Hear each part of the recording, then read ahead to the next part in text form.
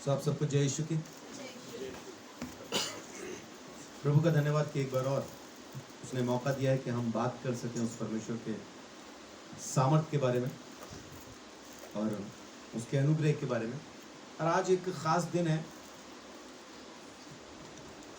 ये वो दिन है जिसके बारे में कहा जाता है कि चर्च का जन्म हुआ था। आज के दिन चर्च पैदा हो गया था, क्योंकि अब तक यीशु मसीह की मिनिस्ट्री चल रही थी और आज से चर्च अपना काम शुरू करने वाला था।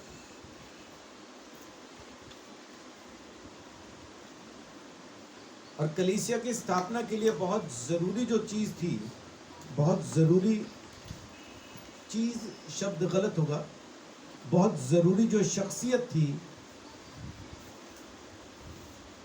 वो था पवित्र आत्मा। और आज वो दिन है जिसको हम पेंतिकोस्त का दिन कहते हैं, जिस दिन पवित्र आत्मा जमीन पर उतर आया। ये वो दिन है। अगर आप गिन के देखना चाहें, आमतौर पे लोग ना ये कंफ्यूजन में रहते हैं। एक यहूदियों का भी पर्व है, उसके साथ इसको कंपेयर करते हैं कि ये वही दिन है, वैसा ही है। लेकिन वो फसह के पर्व का 50वां दिन होता है। फसह के पर्व के बाद का 50वां दिन, यानी वो जो पिछला शुक्रवार जो गया है अभी परसों, वो दिन था जो यहूदियों का पर्व मनाया जाता है, वो परसों था। ये जो पेंतिकोस्त का दिन है, यीशु मसीह के जी उठने के दिन के बाद का 50वां दिन, रेजरेक्शन डे के बाद का। वो था गुड फ्राइडे के डे के बाद का। गुड फ्राइडे के बाद 50वां दिन था जो यहूदी जिसको मनाते थे, फसह के पर्व के बाद का 50वां दिन। लेकिन ये यीशु मसीह के मुर्दों में से जी उठने के बाद का 50वां दिन, जिसको हम पेंतिकोस्त कहते हैं। पवित्र आत्मा का जमीन पर उतर आना और कलीसिया का पैदा हो जाना, चर्च की शुरुआत। बिना पवित्र आत्मा के चर्च की शुरुआत हो ही नहीं सकती थी।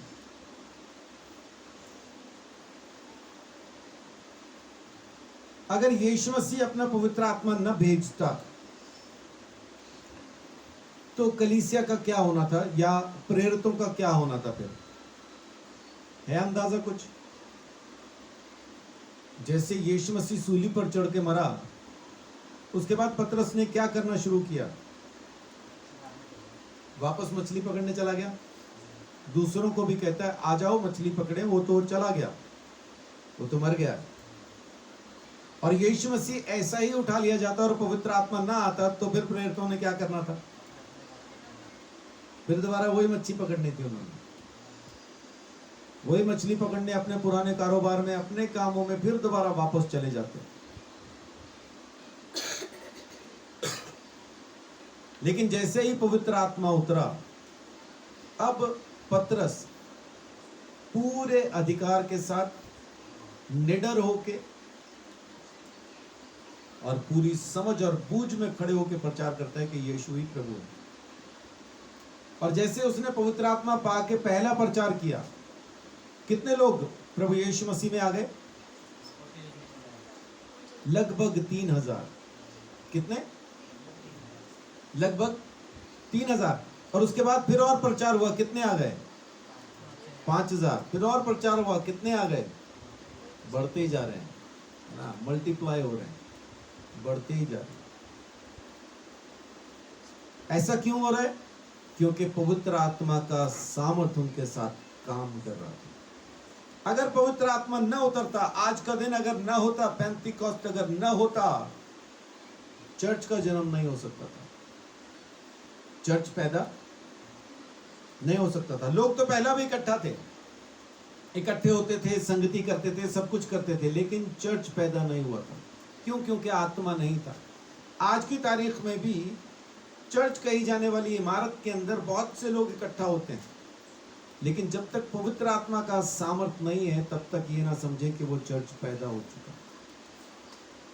बिना पवित्र आत्मा के चर्च पैदा नहीं होगा। आप अपने ही कारोबार में लगे रहेंगे और वही कारोबार आपको बहुत अच्छा लगेगा, है ना। दुकान पे जाना है, फिर मकान पे जाना है, फिर सुबह दुकान पे जाना है, फिर शाम को मकान पे जाना है, फिर दुकान पे जाना, फिर मकान पे जाना, फिर दुकान पे जाना, फिर मकान पे जाना। बस यही जिंदगी, दुकान से मकान, मकान से दुकान, दुकान से मकान, मकान से दुकान। बीच में कभी कभी यीशु मसीह की याद आ जाए तो एक आध वचन पढ़ के प्रभु का धन्यवाद, और पास्टर के घर उसके घर पे जाके थोड़ा मिठाई दिया, थोड़ा सा कुछ बधाई दिया और हो गया, है ना। प्रभु को प्रसन्न कर लिया। वैसा है नहीं। जब तक पवित्र आत्मा पैदा नहीं होगा तब तक यही रहेगा, दुकान से मकान, मकान से दुकान, यही रहेगा। पौलुस का भी यही था, पतरस का भी यही था, माफ कीजिए, पतरस का भी यही था। जब तक पवित्र आत्मा नहीं उतरा, पतरस का क्या था? घर से झील, झील से घर। झील पे क्या करता था? जाके मच्छी पकड़ता था, है ना, मछली पकड़ता था।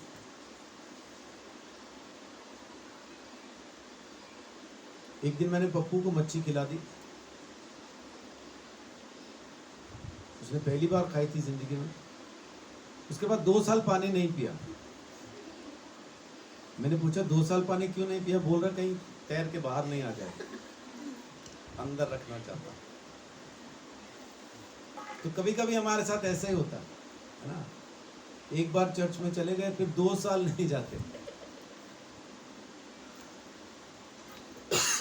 एक बार प्रार्थना में बैठ गए, फिर 2 साल नहीं बैठते। ऐसा क्यों करते हैं? कहीं सामर्थ्य बह के बाहर नहीं आ जाए,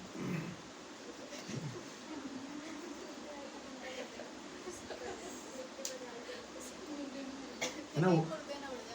हाँ, कहीं मैं मुर्दा ना जिंदा कर दूं गलती से। ओह माय गॉड, ये क्या हो गया? चलो चलो दोबारा मरो, गलती से हुआ है? बाकी लोग मालूम क्या बोलते हैं? कुदरत के काम में दखल नहीं देना, जिसको खुदा ने मारा हो तुम उसको जिंदा नहीं करना, ये कुदरत के काम में दखल है। ईमानदारी से बताएं, क्या इंसान किसी को जिंदा कर सकता है?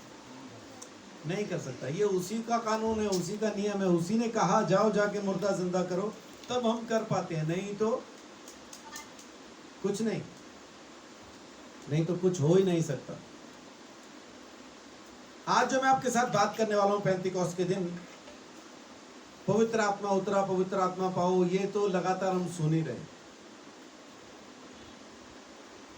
कुछ दिन पहले मैं बैठा, हारमोनियम के साथ बैठा हुआ था, तो मुझे एक गीत, चंद एक लाइन मुझे आने लगी।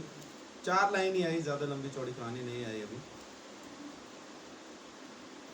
लेकिन वो 4 लाइन क्या थी, अगर मुझे मिल गई तो, नहीं तो याद है मुझे। वो 4 लाइन थी, तू चरवाहा मेरा दोस्त है, और मैंने जो लिखा था पहले वो बोलता हूं। तू चरवाहा मेरा दोस्त है, राहों पे अपनी, ये मिल गया। तू चरवाहा मेरा दोस्त है, तू राहों में अपनी चलाता है। मैं ये लिख रहा था, ये देखिए मैंने वैसे ही लिखा है, अगर YouTube वालों को भी दिख रहा हो। लेकिन जैसे मैंने ये कहा, तू चरवाहा मेरा दोस्त है, तू राहों में अपनी चलाता है, उसी वक्त मुझे आत्मा में कहा गया, मैं नहीं चलाता। मैं 1 सेकंड के लिए रुक गया, नहीं चलाता मतलब? तो आत्मा मुझे कहता है, मैं खुद अपनी राहों में चलता हूं, मैं किसी को चलाता नहीं हूं, लेकिन ये चाहता हूं कि तुम चलो। मैं चलाता नहीं हूं, तुम्हारी मर्जी है, चलना हूं चलो, नहीं चलना हूं ना चलो। लेकिन मैं अपने ही रास्ते पे मैं खुद रहता हूं, मैं अपना रास्ता नहीं छोड़ता। ये बहुत अच्छे से मुझे समझ में आया, है ना। वो जिंदगी भर से सुनते आ रहे हैं, तू चलाता है, तू ही चलाएगा, तो कह रहा मैं चलाता ही नहीं, मैं खुद चलता हूँ आज्ञा के रास्ते पे, अपने रास्तों पे मैं खुद चलता हूँ, मैं किसी को नहीं चलाता। अब ईमानदारी से सोचें, अगर यीशु मसीह हम सबको जबरदस्ती चला रहा होता, हमारी हालत मालूम क्या होनी थी? किसी की टांग में रस्सी बंधी होनी थी, और उसने अपने नाखून सड़क में गाड़ रखे होते और खींचता हुआ जा रहा होता और पीछे 10 निशान बन रहे थे। मैं नहीं जाऊंगा, है ना। किसी के नाक में रस्सी होती, खींच रहा होता यूं।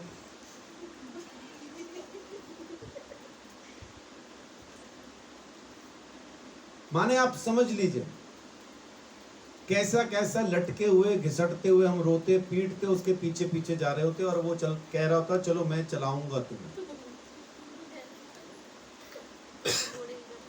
ऐसा है नहीं, ऐसा है नहीं। जैसे मुझे कहा गया कि मैं नहीं चलाता हूं तो तुरंत मैंने वो काट दिया। अब काट के जो मैंने लिखा वो ये है, तू चरवाहा मेरा दोस्त है, राहों में अपनी तू रहता है, तू चाहे चलूं मैं तेरे पीछे। ये चाहता है वो, चलाएगा नहीं। बहुत से लोगों को मैंने सुना है वो चाहेगा तो चर्च बुला लेगा, वो नहीं बुलाएगा। जाओ तुम जिधर मन हो जाओ, दारू के अड्डे पे जाओ, वेश्याओं के अड्डे पे जाओ, जुए के अड्डे पे जाओ, किधर भी जाओ, वो नहीं रोकता। जो मन में आए, जहां मन में आए जाओ, वो नहीं रोकता। बस जी प्रभु की इच्छा होगी तो चर्च जाएंगे, उसकी इच्छा है, आना नहीं आना तुम्हारी मर्जी। उसके रास्ते पे वो जबरदस्ती नहीं चलाएगा। उसने अपना रास्ता रख दिया है हमारे सामने। क्या कहता है वो कि जिंदगी और मौत मैंने तेरे सामने रख दी है। चुनना तूने, क्या चुनना चाहता है। जिंदगी चुनना चाहे तो जिंदगी चुन ले, मौत चुनना चाहे तो चुन ले, मर्जी की। और जिंदगी क्या है? उसकी राहों पे चलना जिंदगी, उससे दूर जाना मौत है।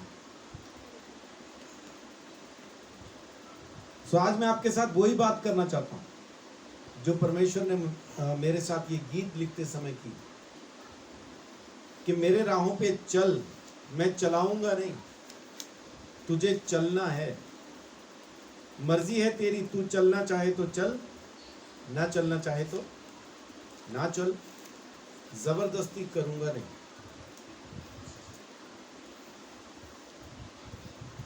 यूहन्ना 14:6 में यीशु मसीह जब पवित्र आत्मा के बारे में बात करता है तो 14:6 में क्या कहता है? 14:6 में यीशु मसीह कहता है, मार्ग, सत्य और जीवन मैं ही हूं। वो रास्ता जिस पे हमें चलना है वो यीशु ही है। हम सोचते उसकी आज्ञाएं वो रास्ता है, उसकी आज्ञाएं वो रास्ता नहीं है। यीशु मसीह वो रास्ता है। और फिर जिस रास्ते पे वो चलता है वो आज्ञाकारिता का है, क्योंकि वो आज्ञाओं के बाहर चलता ही नहीं है। तो हम ऑटोमेटिकली आज्ञाओं में आ जाते हैं, लेकिन रास्ता तो खुद यीशु है। यीशु के पीछे चलेंगे तो उन आज्ञाओं में अपने आप चलना शुरू कर देंगे। देखिए 10:4 में, यूहन्ना 10:4 में यीशु क्या कहता है? जब वह अपनी सब भेड़ों को बाहर निकाल चुकता है तो उनके आगे आगे चलता है और भेड़ें उसके पीछे पीछे हो लेती हैं, क्योंकि वह उसका शब्द पहचानती है। भेड़ें उसके पीछे पीछे हो लेती हैं। वो आगे आगे चलता है, भेड़ें पीछे पीछे हो लेती हैं। कारण क्या? कि वो उसका शब्द पहचानती हैं। मैं ये उदाहरण बहुत बार दे चुका हूं, उदाहरण नहीं है, मेरी आंखों देखी बात थी। हम लोग घग्गर नदी के किनारे जो छोटा सा एक जंगल है पंचकुला में, वहीं पे थे। और इतने में एक चरवाहा आया, उसके पास 200-250 भेड़ें थी और भेड़ें वहां पे नदी किनारे पानी पीने लगी। इतने में एक और चरवाहा आ गया, उसके पास भी 200-250 भेड़ें थी। ये दोनों चरवाहे आपस में मिल रहे हैं, भेड़ें आपस में मिल गई। इतने में एक और चरवाहा आया, उसके पास भी 200-250 भेड़ें थी। ये चरवाहे बैठ के खाना खाने लगे और भेड़ें आपस में मिल गई और हम लोग वहां बैठे चरस पी रहे थे। और मैं ये सोचने लगा, ये भेड़ें तो आपस में मिल गई हैं, अब इनका पंगा होगा। वो कहेगा ये मेरी है, ये मेरी है, अब होगा पंगा। तो मैं इस इंतजार में था कब इनकी रोटी खत्म हो, कब इनमें से कोई एक आध उठे और चले, क्योंकि अब झगड़ा होगा। मैं देखना चाहता था भेड़ें निकालेंगे कैसे अपनी अपनी। चरवाहा खड़ा हुआ जो सबसे पहले आया था और थोड़ा साइड में खड़े होके उसने एक सीटी मारी। उस झुंड में हलचल हुई और उसमें से 200-250 भेड़ें निकली और उसके पास जाके खड़ी हो गई। ओके बाय बोल के ये चल दिया, भेड़ें चली गई और ये आराम से बैठे हैं। अच्छा ठीक है, मैं कहा गिन भी नहीं रहे, ये भी नहीं देख रहे मेरी तो नहीं ले गया, तेरी तो नहीं ले गया, खड़ा करके गिनो कितनी है, कोई नहीं गिन रहा। फिर दूसरा उठा जो दूसरे नंबर पे आया था, वो थोड़ा साइड पे खड़ा हुआ, उसने सीटी मारी झुंड में, फिर हलचल हुई, फिर 200-250 भेड़ें निकली और उसके पास जाके खड़ी हो गई। वो भी ओके बाय बाय करके निकल गया। तीसरे को मैंने जाने नहीं दिया, मैंने उसको बोला इधर आ यार, ये तुमने भेड़ें निकाली कैसे अपनी अपनी? क्योंकि मेरे को जब तक समझ में नहीं आया ना, वो नहीं आता समझ, मैं पूछ लेता हूँ। शुरू से मेरा स्वभाव है, जो समझ में ना आए पूछ लेता हूँ। बाइबल कॉलेज में इसीलिए सारे टीचर ना मुझसे बहुत ज्यादा कतराते थे। मैं सवाल पूछता था, उनके पास जवाब ही नहीं होते थे, वो निकल लेते थे दाएं बाएं। क्योंकि मेरे स्कूल में पढ़ाया गया, बाइबल कॉलेज के अंदर पढ़ाया गया लूका रचित सुसमाचार में कि अगर तुम्हें महासभा में भी घसीटा जाएगा तो चिंता नहीं करना, पवित्र आत्मा तुम्हें सिखाएगा क्या बोलना है और वो तुम्हारा बाल बांका ना कर पाएंगे। पढ़ाया गया। प्रेरितों के काम पढ़ना शुरू किया, आत्मा से भरा हुआ स्तिफनुस महासभा में घसीटा गया, बाल बांका क्या सारा ही बांका कर दिया, पत्थर मार मार के मार दिया। अब जिसने लूका पढ़ाया था, मैंने उनको पूछा सर आपने कहा था महासभा में ले जाएंगे, आत्मा बताएगा क्या बोलना है और वो तुम्हारा बाल बांका ना कर पाएंगे। हाँ ब्रदर बिल्कुल सच है, ऐसा ही है। तो मैं प्रेरितों में तो स्तिफनुस मार दिया उन्होंने, वो भी तो आत्मा से भरा हुआ था, आत्मा का सिखाया ही बोल रहा था, उसको फिर क्यों मार दिया? ब्रदर कुछ काम करो आप जाके। मतलब क्या करूं, जवाब ही नहीं था उनके पास। तो ऐसा टीचर मुझसे डरते थे, घबराते थे। यूहन्ना के बारे में यशाया नबी में भविष्यवाणी है, मैंने जाके पूछ लिया, मैं कहा यशाया में तो लिखा ही नहीं उसके बारे में कुछ। ब्रदर तुमने सारी पढ़ ली यशाया? मैंने सोचा मैंने पढ़ी हो ना पढ़ी हो, इन्होंने तो पढ़ी रखी है। मैंने बोल दिया हाँ जी पढ़ ली। कह रहे उसमें नहीं मिला, मैं कुछ नहीं मिला। कह रहे चलो प्रभु फिर आपको सिखाएगा, कोई बात नहीं, आप पढ़ो, बाइबल पढ़ो, प्रार्थना करो, प्रभु बताएगा। यानी इसने भी नहीं पढ़ी थी, नहीं तो 40वें अध्याय में लिखा है जंगल में पुकारने वाले की आवाज।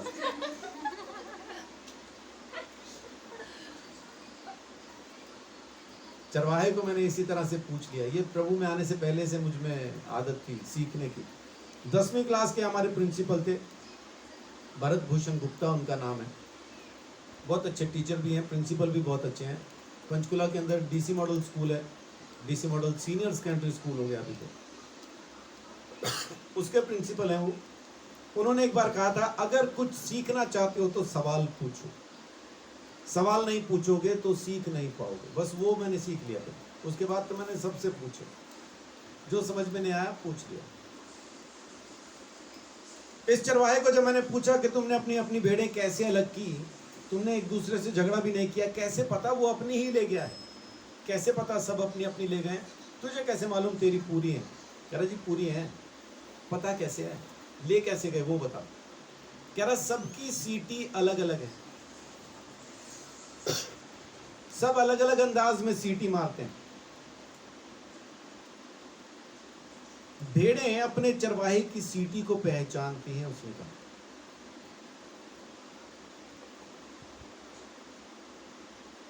और जो चरवाहा जिन भेड़ों का है वो अपने चरवाहे की सीटी सुनेंगी, उसी के पीछे चली जाएंगी। कह रहा हम चाहे कितनी सीटियां मारते रहें, उसकी भेड़ नहीं आएगी मेरे पीछे, क्योंकि वो अपने चरवाहे की सीटी को पहचान। ये कमाल था, मुझे समझ में आया।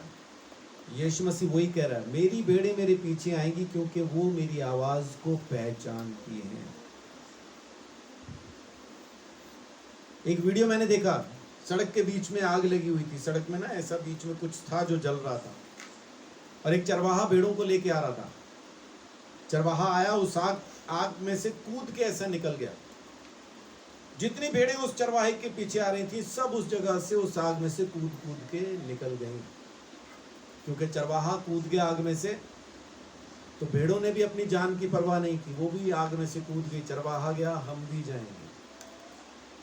आपको मिल जाएगा ये वीडियो, है ना। उसके पीछे वो गीत है, ये मत कहो खुदा से।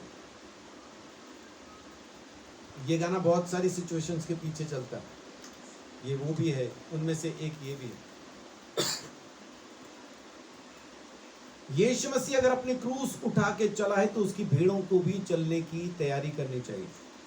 जिस रास्ते से प्रभु यीशु मसीह गया, उस रास्ते पे हमें भी चलने की तैयारी रखनी चाहिए। अगर उसने दुख उठा के आज्ञा मानना सीखा, तो हमें भी दुख उठा के आज्ञा मानने के लिए तैयार रहना चाहिए। फौज की नौकरी अच्छी है कि नहीं? अच्छी नौकरी है ना फौज की, बढ़िया जॉब, तनख्वाह बढ़िया, राशन बढ़िया, सब सस्ता, और सब अच्छा। खाली सस्ता नहीं, सब अच्छा भी, उसके बाद पेंशन भी। लेकिन फौजी बनना आसान है क्या? फौजी बनना आसान नहीं। सुबह 4 बजे उठना, है ना, अपने पसंदीदा बालों का बलिदान, वो कटोरा रख के मून देते हैं ना। वो जब ट्रेनिंग के लिए जा रहे होते हैं ना लोग, ट्रेन में जब एंटर कर रहे होते हैं, ट्रेनिंग के लिए जा रहे हैं, तो सब अपनी अपनी चाल में जाते हैं, सब स्टाइल में जा रहे होते हैं। और जब ट्रेनिंग के बाद आते हैं वापस, तो ऐसा लगता है डिब्बे में से बन बन के उतर रहे, सारे एक जैसे होते हैं, सब एक जैसे उतर रहे उसमें से, किसी का कुछ अलग नहीं होता, क्योंकि सबको एक जैसा बना देते हैं वो, है ना। पंजाबी में कहावत है कि जब फौज में भर्ती होते हैं, तो वो अकल लेके बंदूक दे देते हैं। अकल का काम नहीं, ऑर्डर है जो वो है, बस आपको अकल इस्तेमाल ही नहीं करनी। और जब रिटायर होते हैं, तो आते टाइम वो बंदूक भी ले लेते हैं, तो भी खाली फौजी रह जाते हैं। अकल पहले ले ली थी, बंदूक बाद में ले ली, तब सिर्फ फौजी है। वो घर पे आके भी फौजी रहता है, वो वैसा ही रहता है, उसको पता ही नहीं चलता रिटायर हो गया। और कुछ नहीं तो अपने घर के बाहर छोटी सी क्यारी बना लेगा, उसी की मिट्टी सीधी उल्टी उसी की करता रहेगा वो, है ना। वो लगा रहेगा, अपने फौज का नियम मानता रहेगा, मैं फौजी हूँ, सारी जिंदगी रहता हूँ। परमेश्वर के फौजी भी जब आप बनना चाहें, तो यीशु मसीह के पीछे जब चलना चाहें, तो इसी तरह से आपको यीशु मसीह के जैसा बन बन के उतरना है। अकल तो जाते ही दे देनी प्रभु के हाथ में, ये रही, चाहिए नहीं, तू बताएगा वही करना।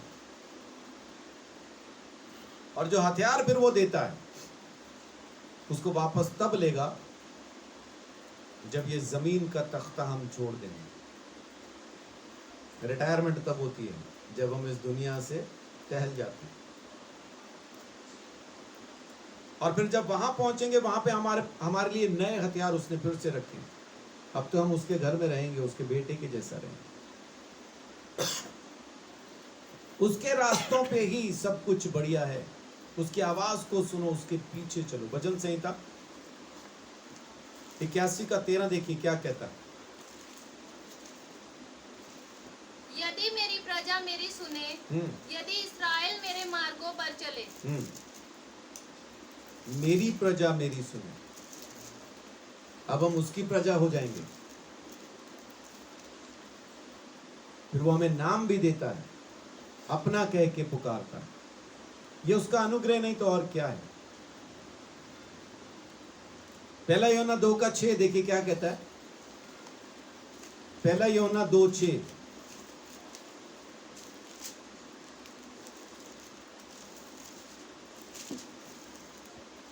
जो कोई यह कहता है कि मैं उसमें बना रहता हूँ, उसे चाहिए कि आप भी वैसा ही चले जैसा वह चलता था। हाँ,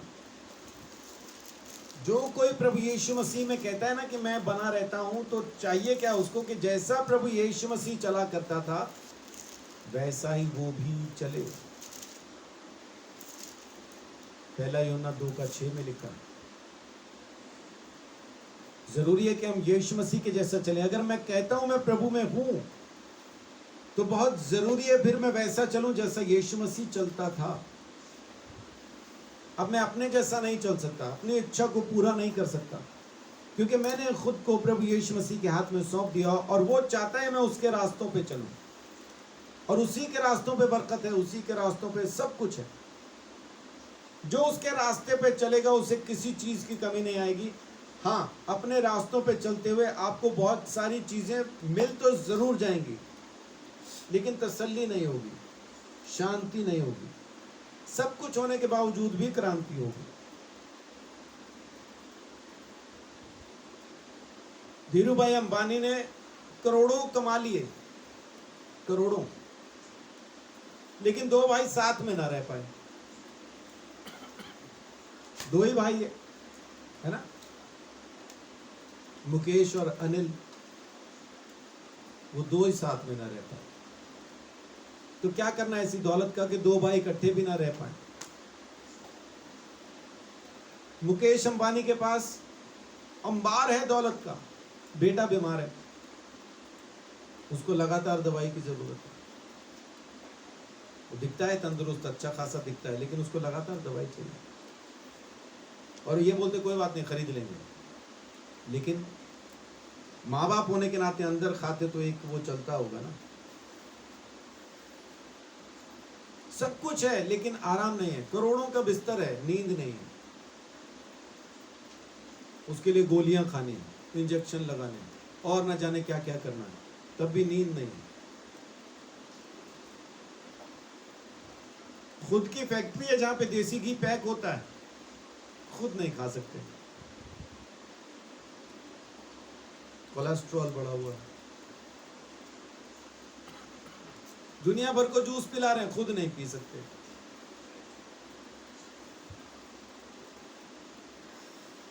माने सब कुछ है लेकिन वो तसल्ली, वो शांति, वो आनंद नहीं है।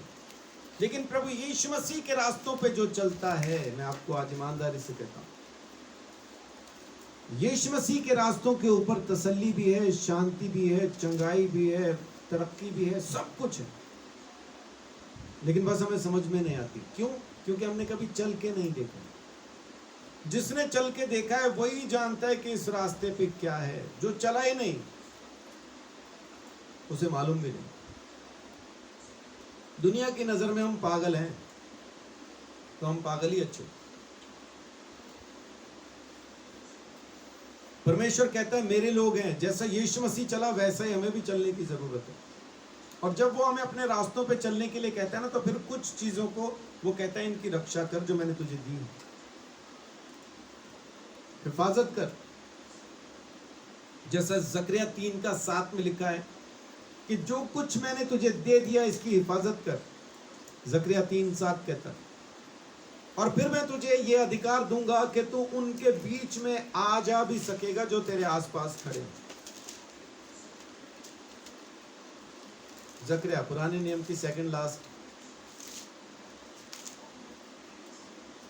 3:7। सेनाओं का यहोवा तुझसे यूं कहता है, यदि तू मेरे मार्गों पर चले और जो कुछ मैंने तुझे सौंप दिया है उसकी रक्षा कर, तो तू मेरे भवन का न्यायी और मेरे आंगनों का रक्षक होगा। हाँ। और मैं तुझको इनके बीच में आने जाने दूंगा जो पास खड़े हैं। हाँ, और पास कौन खड़े हैं? स्वर्गदूत। यानी परमेश्वर क्या कह रहा है? स्वर्ग आने जाने का अधिकार मैं तुझे दे दूंगा।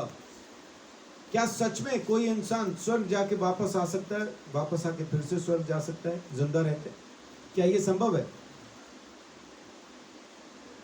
अनु ने सोच के कहा हाँ।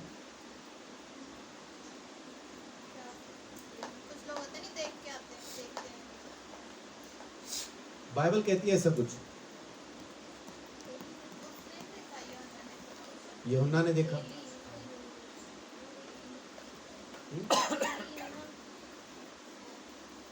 यूहन्ना ने देखा, पौलुस गवाही देता है, तीसरे आसमान तक उठाया गया, है ना। मैं भी गवाही दे सकता हूं, मैं भी दर्शन में जाके आया हूं एक बार तो ना, घुटनों तक बादल ही बादल थे, घुटनों के नीचे मेरे को दिख ही नहीं रहा था, इतने घने बादल थे वो कि मेरी टांगे घुटनों के नीचे कैसी हैं दिखती नहीं। बहुत से लोग हैं जो स्वर्ग जाके वापस आते हैं दर्शन में, है ना। तो यीशु मसीह, परमेश्वर का वचन कहता है कि मैं अधिकार देता हूं तुम्हें वहां आने जाने का। वो परमेश्वर ही है, जब उसके रास्तों पे हम चलेंगे तो अपने आप पवित्र करेगा। कब? जब उसके रास्ते पे चलेंगे, पवित्र करके चलाएगा नहीं। उसके रास्तों पे चलेंगे तो अपने आप पवित्र होते चले जाएंगे। उसके रास्ते पवित्रता से भरे हैं। यशायाह 35:8 देखिए क्या कहता है।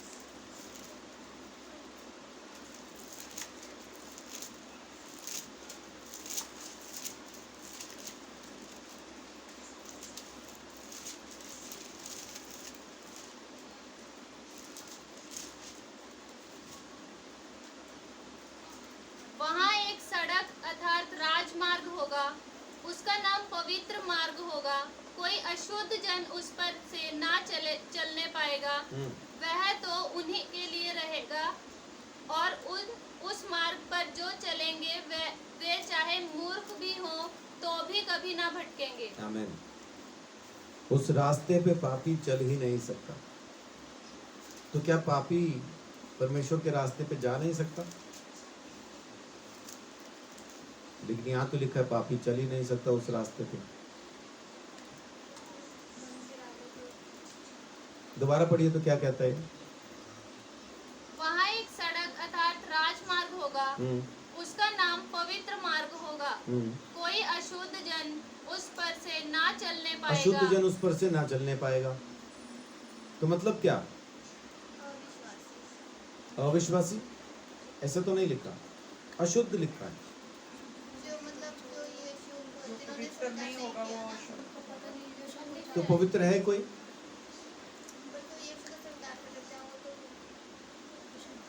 चलिए, अपने हिंदुस्तान में वैसा फैसिलिटी नहीं है, लेकिन फॉरेन कंट्री के अंदर एक सर्विस स्टेशन ऐसा होता है कारों के लिए कि आप कार में बैठे ही हैं, उसके आप शीशे चढ़ा लो और एक ऐसा गली सी बनी होती है, उस गली सी में से बस आपकी कार जाती है और जब परली तरफ निकलती है तो पूरी धुली भी होती है।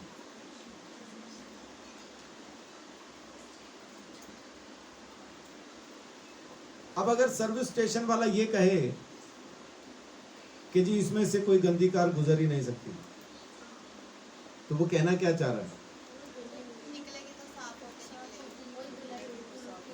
जब इस रास्ते से गुजरेगी तो साफ हो जाएगी। तो कोई अशुद्ध जन उस पवित्र मार्ग पे चल ही नहीं सकता का मतलब यह है कि जो कोई भी उस मार्ग पे चलेगा शुद्ध हो जाएगा। उस मार्ग का मतलब ही वही है, वो पवित्र मार्ग है। फिर दोबारा से समझिए, व्यवस्था में लिखा था जो कोड़ी को छुएगा अशुद्ध हो जाएगा, लिखा था। और वो खुद भी 7 दिन के लिए, इतने दिन के लिए बाहर रहे, बाद में याजक को दिखाए, नहा के आए, कपड़े धोए, शाम तक बाहर रहे, ऐसा था।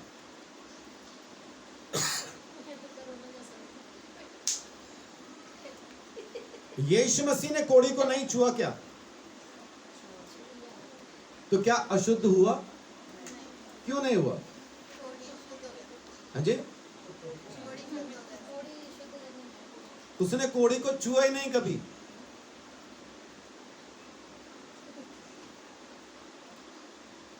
बोला उसको शुद्ध हो जाता नहीं, छुआ भी है लेकिन कोड़ी को नहीं छुआ।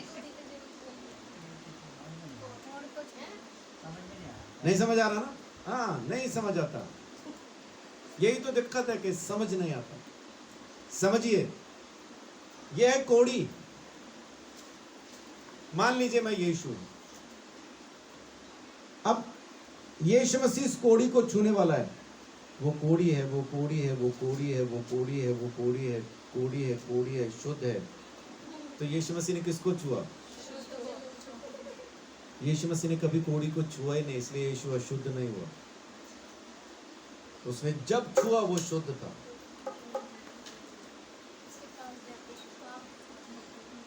तो ये मार्ग भी अशुद्ध को शुद्ध कर देता है, लेकिन मार्ग उस पे चलना जरूरी है, उसमें से गुजरना। अब कोई आए मेरे जैसा नालायक जिसको बहुत जल्दी हो, वो कहे इसमें से तो जी आप लेके जाते हैं ना, कार धीरे धीरे जाती है, इसमें 15 मिनट लग जाते हैं, तो मैं बाहर से ले जाता हूँ जर्र, वो खड़ी करी आगे निकाल के और खड़ी करके कहूँ देखो गंदी की गंदी है, तो कहेंगे भाई वो तेरा रास्ता है जिस पे गंदगी है, हमारा रास्ता ये है, यहाँ साफ होगी। हम यीशु मसीह को भी अपने रास्ते की प्रार्थना कर रहे हैं, प्रभु मैं यहाँ हूं, मेरी मदद कर। वो कह रहा भाई ये तेरा रास्ता है, इधर आ, मदद यहाँ होगी, वहां नहीं।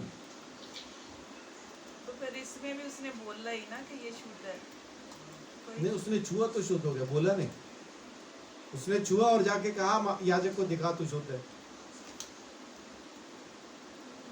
जा चेक करा तू शुद्ध है। छूने से पहले ये हो, नजदीक जाने से पहले ये नहीं। इस चीज को समझिए, वो कोड़ी है, लेकिन जैसे यीशु ने छुआ वो शुद्ध है, साफ है। तो यीशु ने कभी कोड़ी को छुआ ही नहीं, वो जब छुआ तो शुद्ध है। करा लो चेक।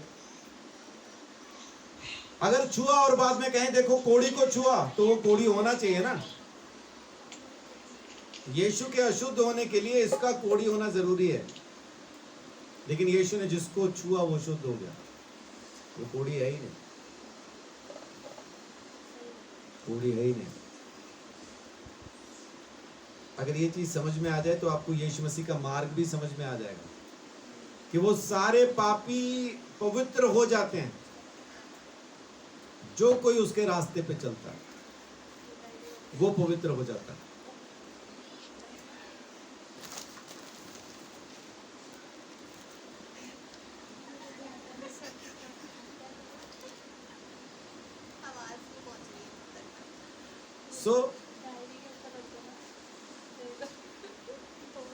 उस परमेश्वर के उस अनुग्रह को, उसकी रहमत को, उसकी दया को इस तरह से समझ के देखिए कि जब भी उसके रास्ते पे कोई चलेगा शुद्ध हो जाएगा। आमीन।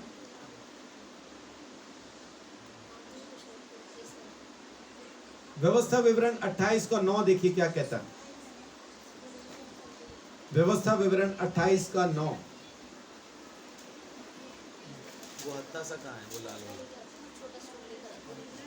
यदि तू अपने परमेश्वर यहोवा की आज्ञाओं को मानते हुए उसके मार्गों पर चले तो वह अपनी शपथ के अनुसार तुझे अपनी पवित्र प्रजा करके स्थिर रखेगा। हाँ, यदि तू क्या करे तो परमेश्वर यहोवा की आज्ञाओं को मानते हुए उसके उसके मार्गों पे चले तो वो तुझे पवित्र करके अपना बना के अपने पास रखेगा।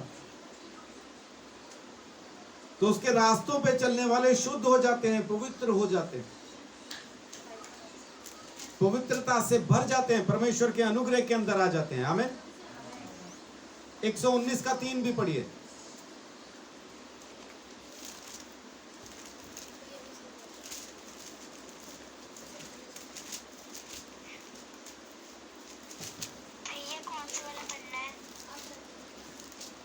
फिर वे कुटिलता का काम नहीं करते, वे उसके मार्गों में चलते हैं। आमीन। जो उसके मार्ग पे चलता है फिर वो कुटिलता का काम नहीं करता। अंजू बहन को पता चला 119 का कौन सा 3? हाँ, वेरी गुड। क्योंकि बाकी सब किताबों में 66 के ऊपर वचन, 66 के ऊपर अध्याय नहीं है। यशाया सबसे बड़ी किताब है, फिर 66, उसके बाद फिर जब भी 67 भी बोले तो भजन संहिता है सीधा।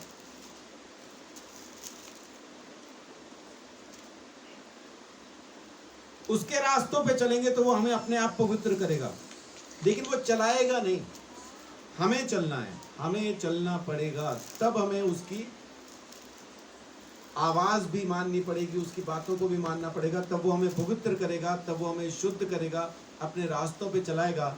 और जब हम उसके रास्तों पे चलेंगे तब अपने आप पवित्र हो जाएंगे। आमीन।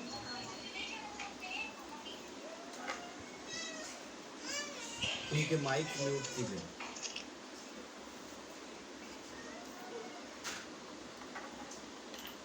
व्यवस्था विवरण 10 का 12-13 पढ़िए।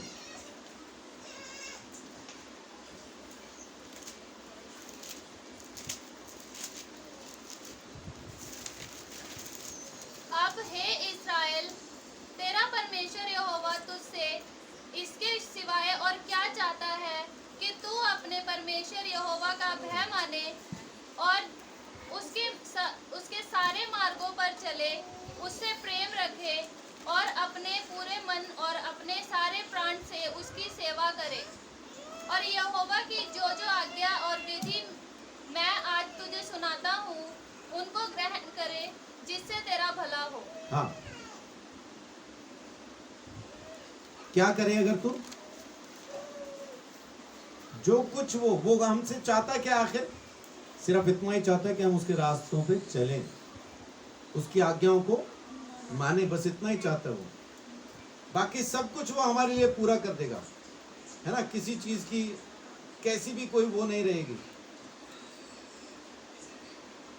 जरूरत सिर्फ एक बात की है कि हम उसकी आज्ञाओं पे चलें, उसके नाम को महिमा दें, और बाकी सब कुछ वो हमारे लिए कर देगा। आमीन।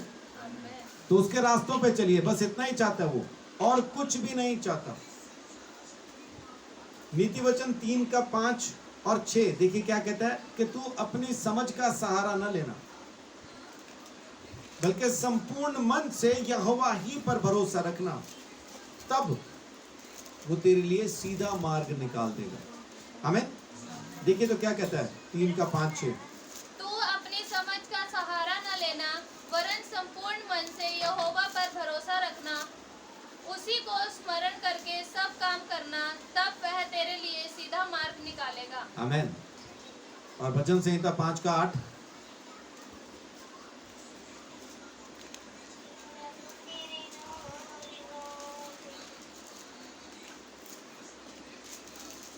हे यहोवा, मेरे शत्रुओं के कारण अपने धर्म के मार्ग में मेरी अगुवाई कर, मेरे आगे आगे अपने सीधे मार्ग को दिखा। आमीन। और शत्रु सिर्फ इंसान नहीं है। इंसान का सबसे बड़ा शत्रु कौन है? हाँ जी, खुद इंसान। इंसान का सबसे बड़ा दुश्मन वो खुद है। वो खुद ही अपना सबसे बड़ा दुश्मन है, क्योंकि वो खुद ही नहीं चलना चाहता परमेश्वर के रास्तों पे, खुद ही मानना नहीं चाहता परमेश्वर की आज्ञाओं को, परमेश्वर से दौड़ना चाहता है, भागना चाहता है, लोगों को प्रसन्न करना चाहता है। मौसी ने बुरा मान जाए, मामा जी ने कहा था, ताऊ कहते हैं जाना नहीं, दादा कहते हैं आना नहीं। बड़ी जल्दी मान लेते हैं। लेकिन जब अपने शरीर की कोई इच्छा हो, जैसे अगर कोई कहे कि जी मेरे तो परिवार वाले कहते हैं प्रभु यीशु मसीह के पास नहीं जाना, इसलिए नहीं आता, और वही शाम को ठेके पे होता है। गीतू बहन अपना माइक ना आप साइलेंट कर लीजिए, इसकी वजह से आवाज गूंजती है। अपना माइक बंद कर लीजिए, आप म्यूट कर लीजिए इसको। जी थैंक यू। वही बंदा जब शाम को ठेके पे होता है, आपने फिर माइक ऑन कर दिया। हाँ बस इतना ही, थैंक यू। और जब परिवार कह रहा होता है शराब नहीं पीनी, तब नहीं सुनता वो परिवार। प्रभु के पास नहीं जाना तुरंत सुन लेते हैं, शराब नहीं पीना नहीं सुनता। आज जो मैं आपको कहना चाहता हूं वो ये है कि परमेश्वर चाहता है कि हम उसके रास्तों पे चलें। परमेश्वर चाहता है हम उसके रास्तों पे चले, और उसके रास्तों पे सब कुछ है। आराम है, तरक्की है, चंगाई है, सब कुछ है, सब कुछ है।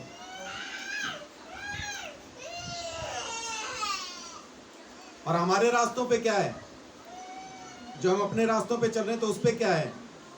तबाही है, बर्बादी है, सब कुछ बुरा ही बुरा है। लेकिन तो भी हम अपना रास्ता छोड़ना नहीं चाहते। हम चाहते हैं कि हम अपने रास्ते पे ही चलें। क्यों? क्योंकि शरीर को प्रसन्न करने वाली बातें मेरे रास्ते पे हैं। हम अपना रास्ता क्यों नहीं छोड़ना चाहते? क्योंकि जो मुझे अच्छा लगता है ना, वो मेरे रास्ते पे है। और प्रभु के रास्ते पे क्या है? जो प्रभु को अच्छा लगता है। तो दोनों में से एक को प्रसन्न कीजिए, या तो खुद को और संसार को प्रसन्न कर लीजिए, है ना। मैं गया तो बीवी मारेगी, बीवी गई तो पति मारेगा, बच्चे गए तो माँ बाप मारेंगे, माँ बाप गए तो बच्चे डांटते हैं। यानी ये वो रास्ते हैं जिन पे चलने से हमारे अपने ही हमें रोक देते हैं, और हम रुक भी जाते हैं। लेकिन असल चीज है कि जब हम इस रास्ते पे चलेंगे तब वो पवित्र आत्मा हमें मिल पाएगा, क्योंकि इसी रास्ते पे पवित्रता है। और जब तक पवित्रता नहीं है, पवित्र आत्मा आता भी नहीं है। अन्य भाषा बोल लेना मतलब ये नहीं कि हम आत्मा से भरे। और सबसे बड़ा जो धोखा हमको देते हैं वो चमत्कार देते हैं। जब हम प्रार्थनाएं करते हैं, लोग चंगे होने लगते तो हमें ये लगता है कि पवित्र आत्मा का मसा है, हमें वरदान मिल गया चंगाई का। ये वरदान नहीं है। विश्वास करने वालों में क्या चिन्ह होंगे? यीशु ने कहा था, जो सुसमाचार सुनेंगे। यीशु क्या कहता है? तुम जाओ, जाके जगत को सुसमाचार सुनाओ, और जो तुम्हारा विश्वास करे वो उद्धार पाएगा। और विश्वास करने वालों में चिन्ह क्या होंगे? हमें कैसे पता चलेगा कि इन्होंने यीशु का विश्वास कर लिया? इन्होंने ये विश्वास कर लिया कि यीशु मेरे लिए मारा गया, गाड़ा गया, तीसरे दिन मुर्दों में से जी उठा। क्या चिन्ह होंगे उस विश्वास के? दुष्ट आत्माओं को निकालेंगे, बीमारों पे हाथ रखेंगे और बीमार चंगे हो जाएंगे, अन्य अन्य भाषा बोलेंगे,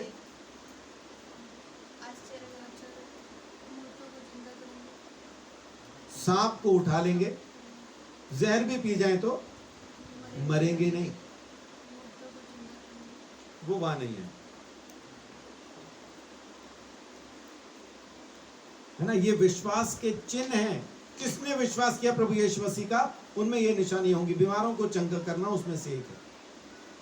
तो अगर बीमार चंगा हो गया तो इसका मतलब है कि मैंने ये विश्वास किया है कि यीशु मसीह मेरा मुक्तिदाता है। वो जो वरदान है ना, वो अलग चीज है। वरदान क्या है? मौत, जिसको डेथ बेड कहते हैं, मरने ही वाला है, मृत्यु शैया पे पड़ा है, और आपने जाके उसको कहा यीशु के नाम से खड़ा हो जाए, और वो तुरंत खड़ा हो गया। वो है वरदान।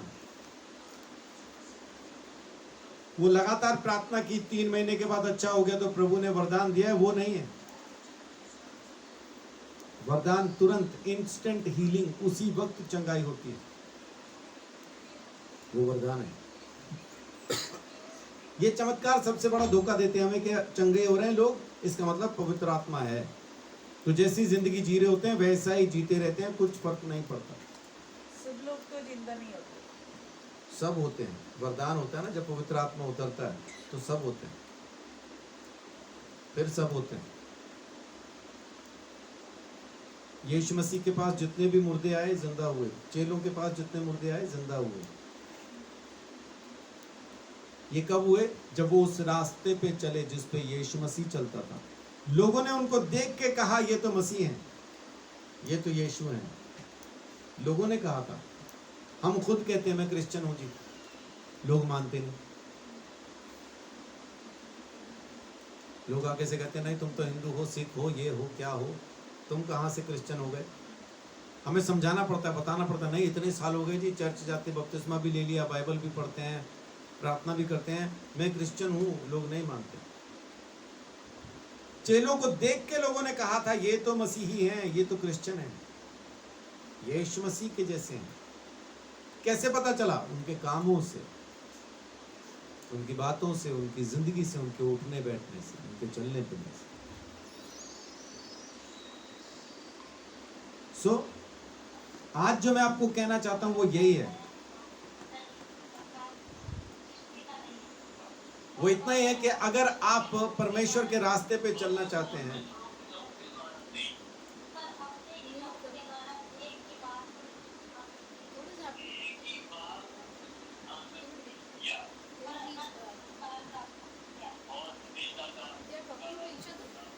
नहीं वो रविंदर भाई का नेट जुड़ा है, लेकिन उधर से उनके भी चर्च की बात चल रही है। सो ये है आज की बात जो मैं आपको कहना चाहता हूं कि यीशु मसीह चाहता है कि आप उसके रास्तों पे चलें। वो चलाएगा नहीं, आपको चलना। वो अपना रास्ता छोड़ के आपके रास्ते पे कभी नहीं आएगा। भेड़ गुम हुई तो क्या हुआ? भेड़ गुम हुई तो क्या हुआ? चरवाहा 99 को छोड़ के एक को ढूंढने निकल गया। सिक्के गुम हुए तो क्या हुआ? औरत ने सारे काम छोड़ के सिक्का ढूंढना शुरू कर दिया। बेटा चला गया तो क्या हुआ? 3 कहानियां एक साथ है ना। 100 में से एक भेड़ खोई, सबको छोड़ के 99 को छोड़ के एक को ढूंढने निकल गया। 10 सिक्कों में से एक खो गया, सब छोड़ के उसने उस सिक्के को ढूंढना शुरू कर दिया। और 2 बेटों में से एक बेटा घर छोड़ के चला गया, तो बाप ने क्या किया?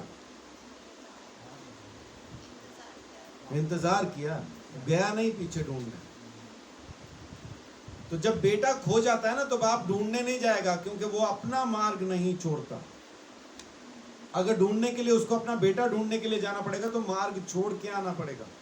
वो नहीं छोड़ता, वो अपने रास्ते पे ही रहेगा। और परमेश्वर अपने रास्तों का पक्का है। कैसे पता चलता? जब उसने कहा खून बहाए बगैर पापों से छुटकारा नहीं। तो जब हमें पापों से छुटकारा देने के लिए आया तो खुद खून बहाया, तकलीफ सही, दुख सहा, मार सही, वो मौत सही जो बड़ी दर्दनाक थी। तो जब वो खुद को भी अपने रास्तों से अलग नहीं करता तो हमें भी अलग रास्ते पे मिलेगा नहीं। उसी रास्ते पे मिलेगा जो उसका अपना रास्ता है। तो उसके रास्ते पे आए। 5 चीजें जो हमको चाहिए, आत्मिक चंगाई इसी रास्ते पे, मानसिक चंगाई इसी रास्ते पे, शारीरिक चंगाई इसी रास्ते पे है, आर्थिक चंगाई इसी रास्ते पे है, सामाजिक चंगाई इसी रास्ते पे है। और मुझे नहीं लगता कि इन 5 के बाहर किसी को कुछ और चाहिए। आत्मा में परमेश्वर के साथ एक अच्छा रिश्ता, मन में तसल्ली, मानसिक तौर से आप संतुष्ट हैं, आराम है आपके अंदर, आपके मन में कोई चिंता नहीं। तीसरा, शरीर में आप पूरी तरह से तंदुरुस्त हैं, आपको किसी चीज की जरूरत नहीं। चौथा, आर्थिक रीति से आपको जब चाहिए, जितना चाहिए उतना आपके पास है, आपको टेंशन की जरूरत नहीं। समाज में आपकी इज्जत है, आपको किसी बात की जरूरत नहीं। तो इन 5 के अलावा मुझे नहीं लगता कोई और चीज भी हमको चाहिए। आत्मा का रिश्ता यीशु ने जोड़ दिया, पिता के साथ जोड़ दिया। अब हम आत्मा में चलते तो परमेश्वर की संतान कहलाते। चिंता नहीं करना, वो कहता है क्योंकि मैं तेरा ख्याल रखता हूं। चिंता करेगा तो शैतान तुझ पे हावी हो जाएगा, क्योंकि जो कोई चिंता कर रहा है शैतान उसकी जिंदगी में काम कर रहा है। बाइबल बताती है, पहला पत्रस 1:5-7 में लिखा है कि अपनी सारी चिंता उसी पर डाल दो क्योंकि उसको तुम्हारा ध्यान है। और 8वीं में लिखा है सचेत रहो, जागते रहो, क्योंकि तुम्हारा विरोधी शैतान इस खोज में है कि किसको फाड़ खाए। तो दोनों चीजों को मिला के देखें तो जो चिंता कर रहे हैं शैतान उनकी खोज में है। तो पहला, आत्मा में उसने हमको परमेश्वर के साथ मिला दिया। दूसरा, मन में तसल्ली दे दी, चिंता की जरूरत नहीं। तीसरा, शरीर में चंगाई दे दी, टेंशन की जरूरत नहीं। चौथा, पैसे की उसने पूरी हमारे लिए जितनी कमी है उसको पूरा किया। दूसरा कुरिन्थियों 8:9 में लिखा है कि वो हमारे लिए कंगाल बन गया ताकि हम अमीर हो जाए। आमीन। और फिलिपियों 4:19 में लिखा है कि अपनी प्रभु यीशु मसीह के द्वारा उसने अपना सारा धन, महिमा का जो धन है यीशु में रखा है, और उसके द्वारा हमारी हर एक घटी को वो पूरा करता है। तो पैसे की जरूरत को पूरा कर दिया। और पांचवा, बाइबल कहती है कि जो कोई भी प्रभु यीशु मसीह की बातों को मानेगा, वचन को सम्मान देगा, यीशु मसीह उसको ऊंचा उठा देगा। आमीन। पहला पत्रस 5 अध्याय में लिखा है कि सही समय आने पे वो तुम्हें ऊंचा भी कर देगा। बस एक काम करो कि उसके हाथ के नीचे रहो, और सही समय पे वो तुम्हें ऊपर उठाएगा।